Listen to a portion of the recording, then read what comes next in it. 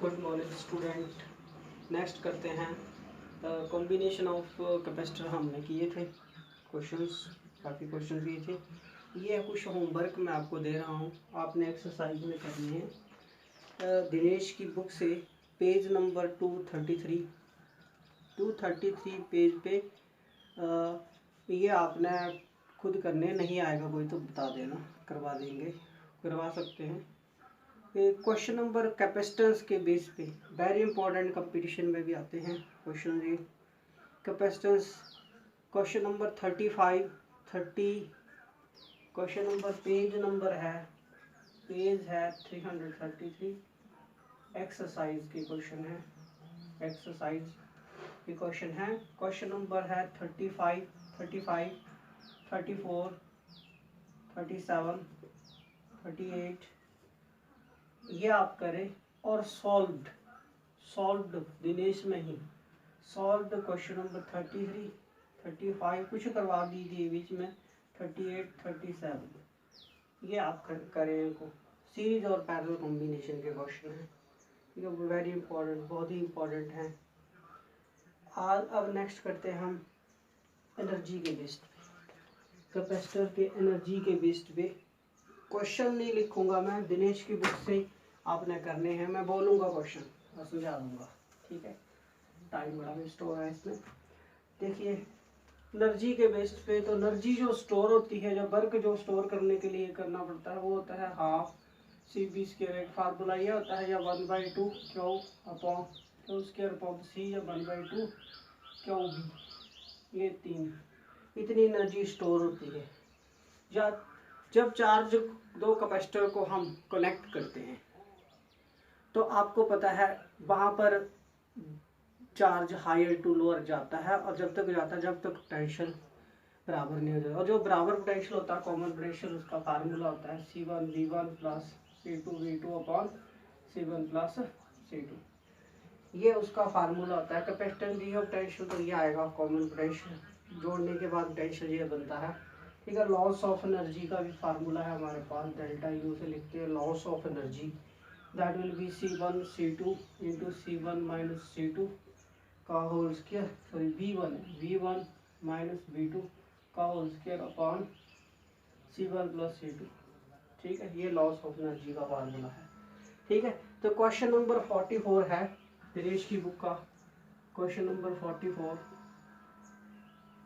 देखिए question number 44 given क्या है और क्या चाहिए, given to find and formula कौन सा लगना, ये 3 चीजें। देखिए दिया है हमें, how much work must be done to charge a 24 microfarad capacitor when the potential difference between plates is 500 volt. क्या बोल रहा है कि कितना वर्क करना पड़ेगा चार्ज को, 24 माइक्रोफैराड के का कोई कैपेसिटर है, उसको चार्ज देने के लिए कितना वर्क करना पड़ेगा, अब ताकि उसका पोटेंशियल डिफरेंस प्लेट में हो 500 वोल्ट। 500 वोल्ट पोटेंशियल, ठीक है, तक 24 माइक्रोफैराड का कैपेसिटर, उसके अंदर चार्ज स्टोर करना है, तो कितना वर्क करना पड़ेगा। तो क्या दिया है, कैपेसिटेंस 24 माइक्रोफैराड कैपेसिटेंस है, और दे रखा है पोटेंशियल डिफरेंस कितना करना है, 500 वोल्ट, ठीक है। चाहिए क्या, वर्क चाहिए। कौन सा फार्मूला लगना, तो वर्क दैट इज एनर्जी, तो एनर्जी का CB कौन सा फार्मूला लगना, ये वाला लगेगा 1/2 CB²। तो वर्क जो होगा दैट विल बी 1/2 CB² होगा। 1/2 C आ गया 24 और B आ गया 500, ठीक है। स्क्वायर कर दिया, तो जब सॉल्व किया तो ये आ जाएगा 12×60, ये आ जाएगा 12 इंटू 500। तो जब आप सॉल्व करेंगे तो 5×25, 12×5=60, ये आएगा 3×10 की पावर -2 जॉल। तो इतना वर्क करना पड़ेगा, होगा, इतनी कैपेसिटेंस है, इतना पोटेंशियल इंक्रीज करने के लिए, ठीक है, ओके। इतना काम करना पड़ेगा। उसको इतने तक चार्ज करना है, टेंशन तक चार्ज करना है तो कितना करना पड़ेगा। ठीक है, क्वेश्चन नंबर आगे है। नेक्स्ट क्वेश्चन है 47 क्वेश्चन है। देखिए क्वेश्चन नंबर 47, इसका आंसर देखिए गिवन क्या है, क्या चाहिए, फाइंड क्या करना है और फॉर्मूला कौन सा, तीन चीज़ें। तो जहाँ पर क्या बोलता है, क्वेश्चन में बोल रहा है what capacitance is required, what capacitance is required to store energy of 100 kilowatt at a potential difference of 10 raised power 4 volt।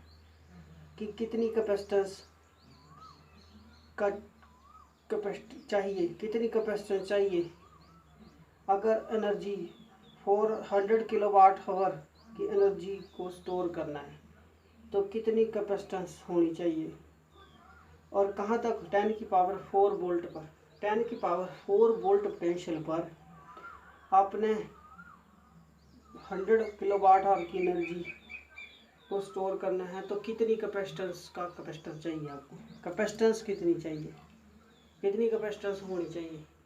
तो क्या दिया है, कैपेसिटेंस पूछी है, एनर्जी दे रखी है और पोटेंशियल डिफरेंस दे रखा है। एनर्जी आपको दे रखी है, एनर्जी यू से भी लिख सकते हैं, ये एनर्जी दे रखी है 100 किलोवाट आवर, तो ऐसा ही होना चाहिए। तो ऐसा 1 किलो में 3.6 10 की पावर 6 जूल होते हैं, तो ये बन गया 3.6 10 की पावर 8 जूल।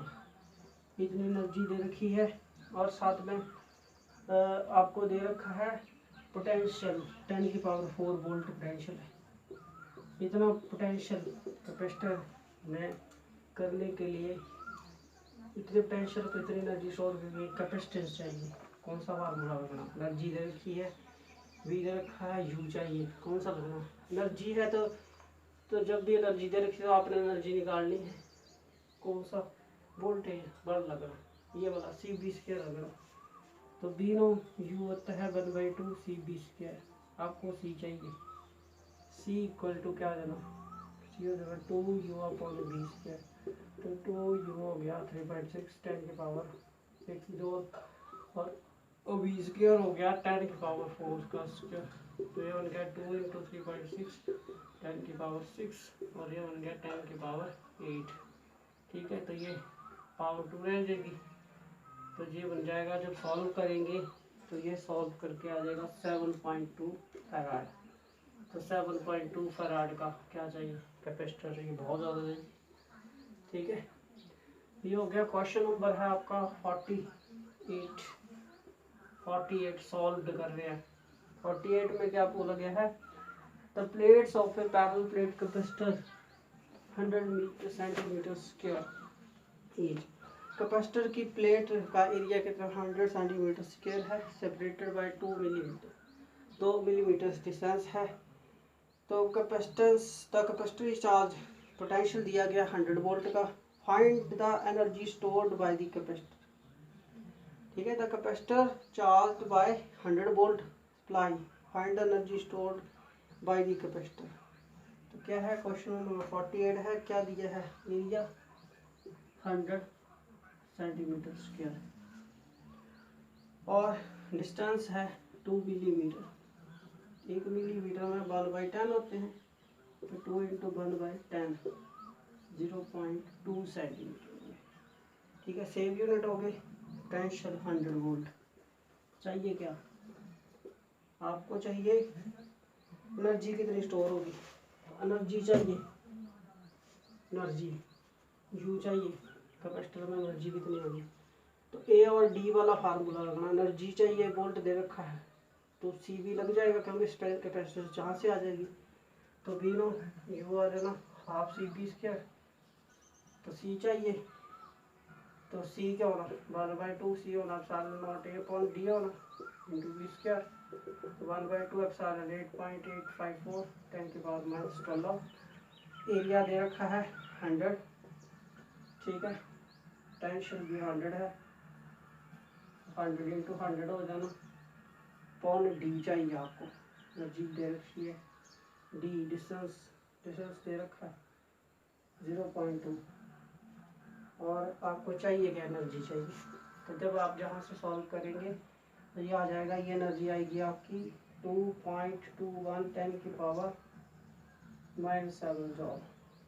तो इतनी एनर्जी जो है कैपेसिटर के अंदर होगी, इतनी जॉल की एनर्जी होगी। ठीक है। अच्छा, तो ये थे कैपेसिटेंस के। आगे है एनर्जी के बेस्ड पे क्वेश्चन थे। आगे है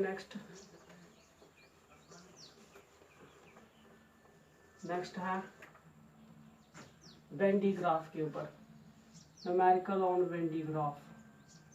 तो वेन डी ग्राफ से कैसे क्वेश्चन आ सकता है कि जो वेन डी ग्राफ जनरेटर का शेल है उस पर चार्ज देते उसका पोटेंशियल बढ़ता जाता है।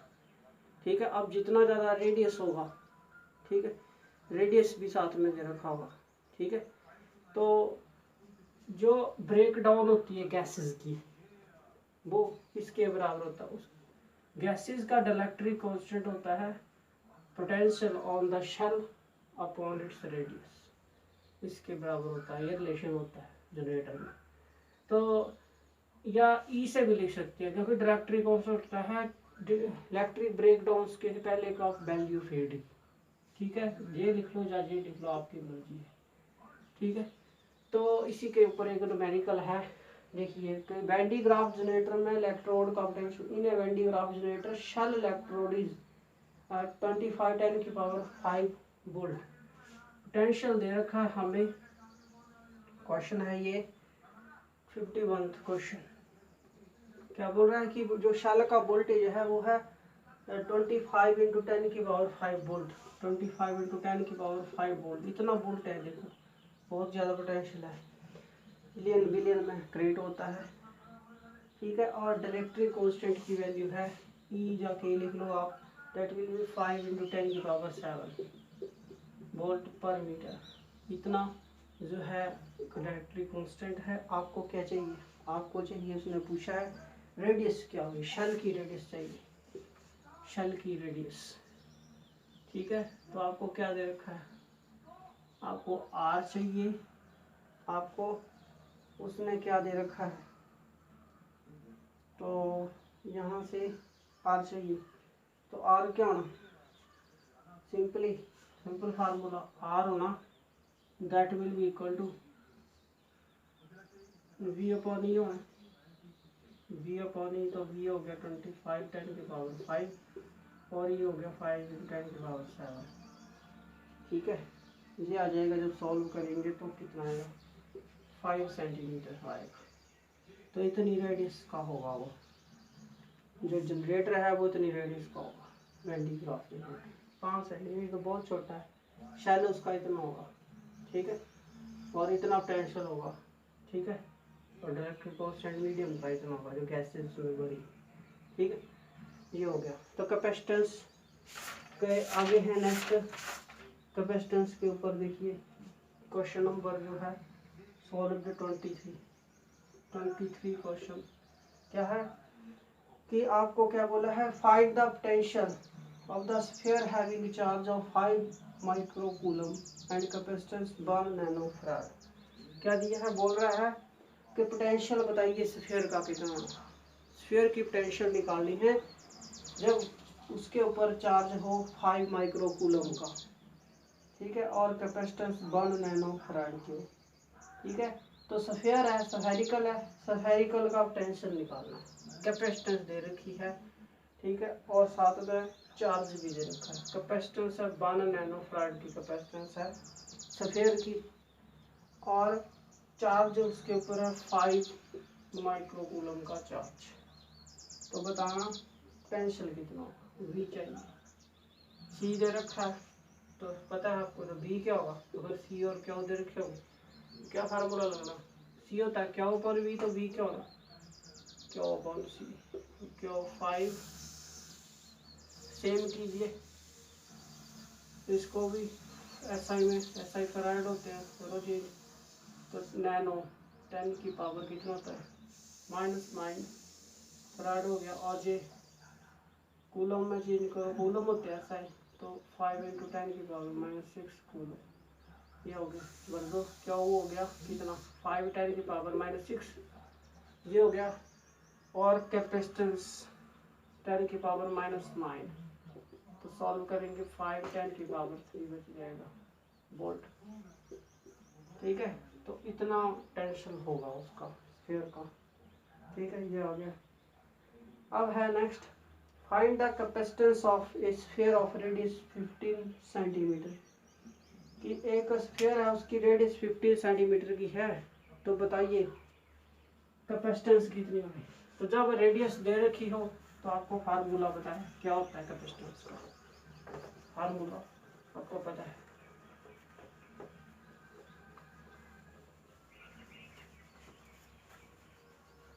देखिए रेडियस 15 है, स्फेरिकल है, तो स्फेरिकल की कैपेसिटेंस होती है 4 पाई एप्सिलॉन नॉट आर। तो ये आ जाना 1/9 × 10 की पावर 9 और आर आ गया 15। ठीक है, ऐसा ही में बदलना है, तो 15/100 मीटर, तो ये आ जाएगा अपॉन 100। ठीक है, जब आप सॉल्व करेंगे तो सॉल्व करके ये आएगा 1.667 10 की पावर -11 फैराड। तो इतनी कैपेसिटेंस जो है इसकी होगी स्फेरिकल कैपेसिटर की रेडियस इतनी। ठीक है, इतनी बनाएगा। ठीक, तो ये हो गए, आप कैपेसिटेंस करवा दिया है न्यूमेरिकल, और प्रैक्टिस करें आप, और क्वेश्चंस भी हैं। ठीक है, अब चलते हैं पोटेंशियल के। पोटेंशियल के न्यूमेरिकल करते हैं। Potential, electric potential. तो इलेक्ट्रिक पोटेंशियल पहले फार्मूला इसके। तो पोटेंशियल डिफरेंस फील्ड में दो वेरी इंपॉर्टेंट, काफ़ी न्यूमेरिकल आते हैं। फील्ड के बीच दो पॉइंटों के बीच का पोटेंशियल क्या होता है। ये फील्ड है, तो अगर हम फील्ड के अलोंग जा रहे हैं, ए से बी जा रहे हैं, तो इन दोनों के बीच पोटेंशियल का डिफरेंस क्या होता है। यहाँ ज़्यादा होना, यहाँ कम होना, तो क्या होना, पोटेंशियल का डिफरेंस क्या होना।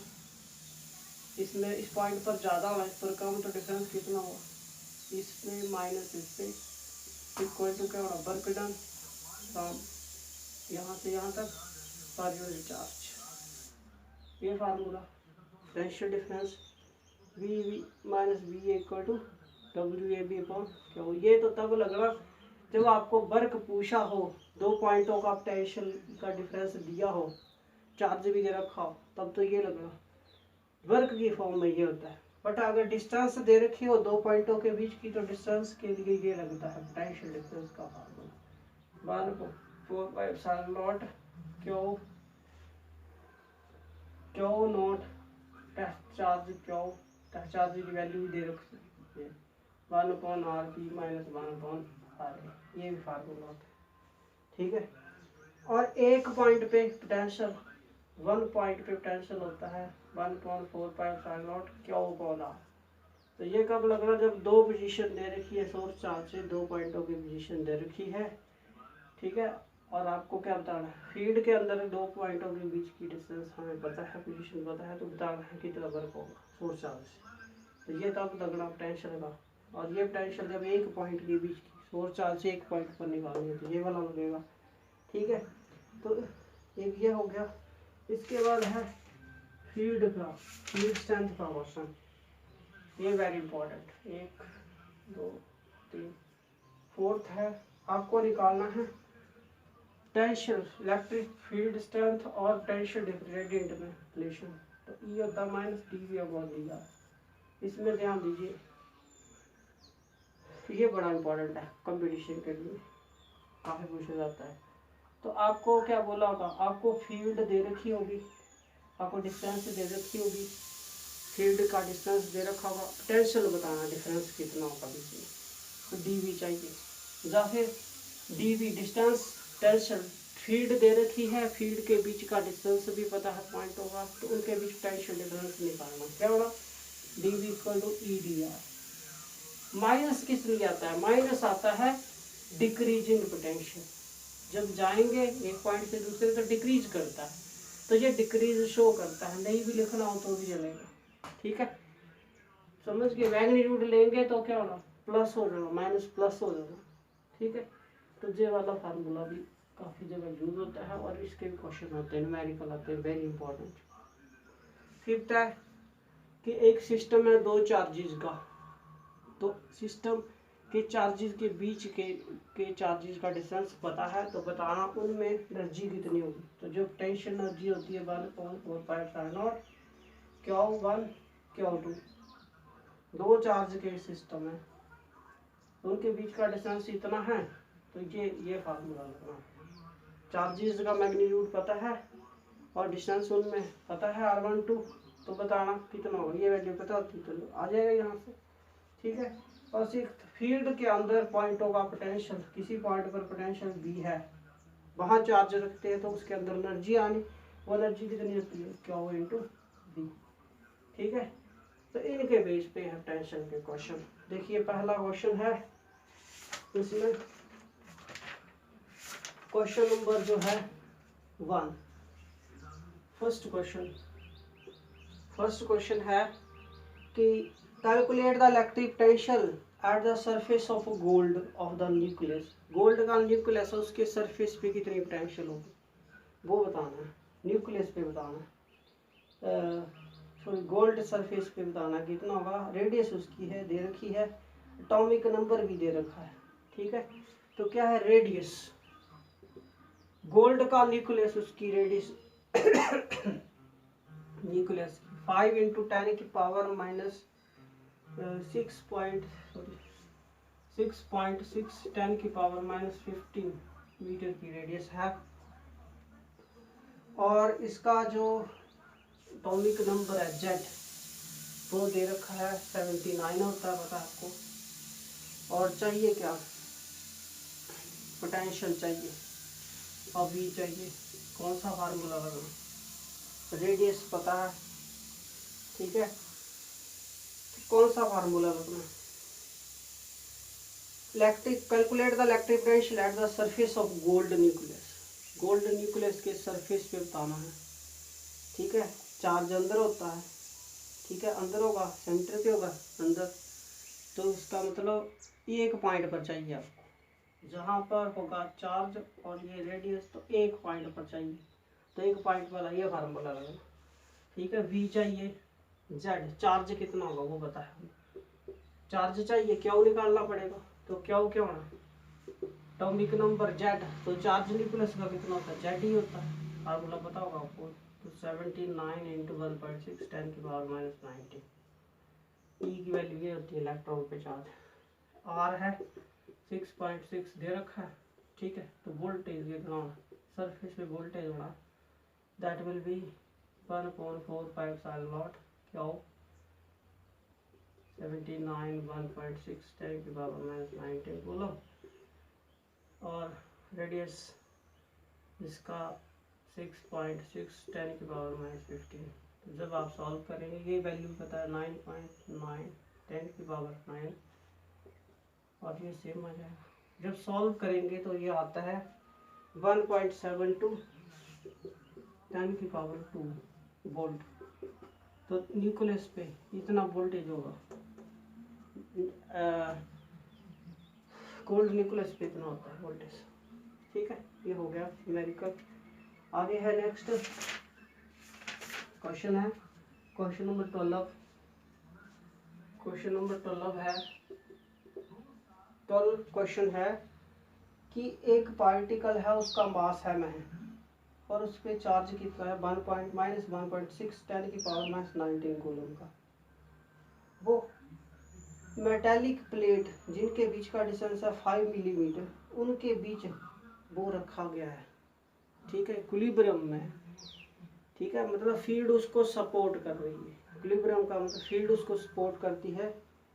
तो पोटेंशियल डिफरेंस कितना है 5000 वोल्ट का हो प्लेट के बीच, तो बताना है मास कितना होगा। इसमें एक कंडीशन दे रखी है, देखो गिवन तो है ही, साथ में कंडीशन है कि वो क्या करता है, सपोर्ट करता है। सपोर्ट करने का मतलब कि फील्ड का फोर्स उसके बेस के बराबर हो जाता है, बीच में फील्ड में है वही रहता है, तो उसका भार नीचे लग रहा होगा, फील्ड फोर्स लगा रही होगी, तो वो तभी नीचे इक्विलिब्रियम में होगा जब बैलेंस करेंगे, ठीक है।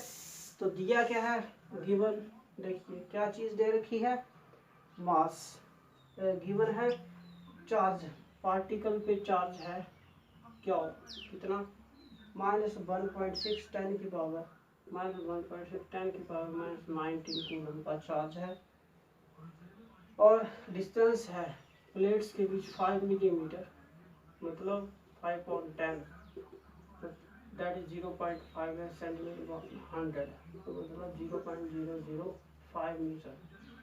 ठीक है, इतना डिस्टेंस है। आपको क्या चाहिए, वोल्टेज पोटेंशियल डिफरेंस कितना 5000 वोल्ट का।